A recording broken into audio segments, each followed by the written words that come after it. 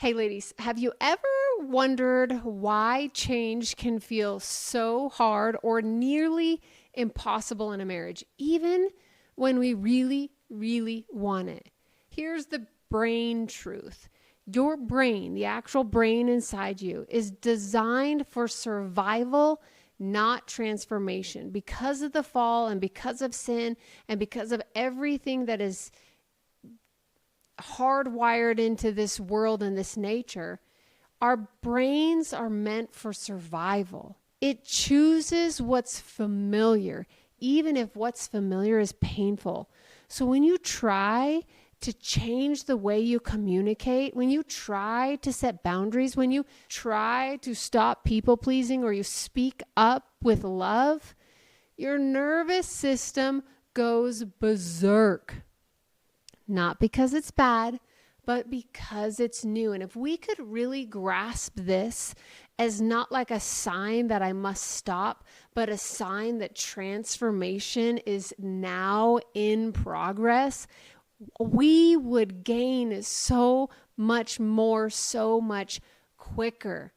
Because your brain believes that the safest thing is to stay how you've always survived. And here's the biblical truth. Even when God invited his people into the promised land, out of captivity, out of the bondage of slavery they had been in for years, they said it was safer back in Egypt.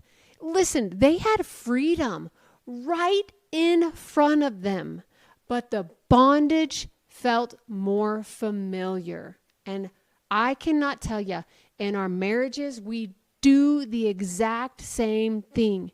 It's easier not to speak up. It's easier to shut down. It's easier, let's not rock the boat.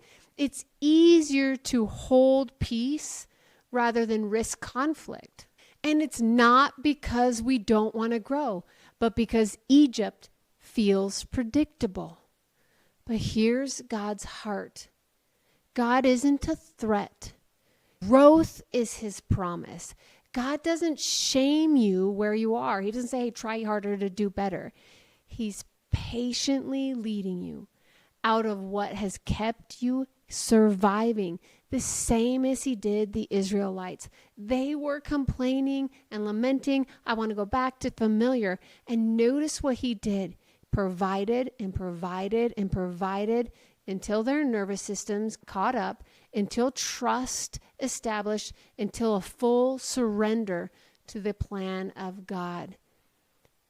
He patiently leads you out of what is keeping you surviving so that you can start living in marriage. Change is not about fixing each other. We must stop doing that. It's about letting God lead both hearts into freedom. Change happens when love becomes safer than old survival patterns. It takes compassion. It takes the Holy Spirit in you. It takes two humans learning how to feel safe again. And it starts with just one person stepping out of Egypt into a wilderness season, learning dependency on God, trusting in his faithfulness, recognizing the truth prevails over every single outcome. So don't despise slow change. God never rushes hearts he's healing. We don't stay stuck in marriages, ladies, because we're weak. Okay? We're done with that.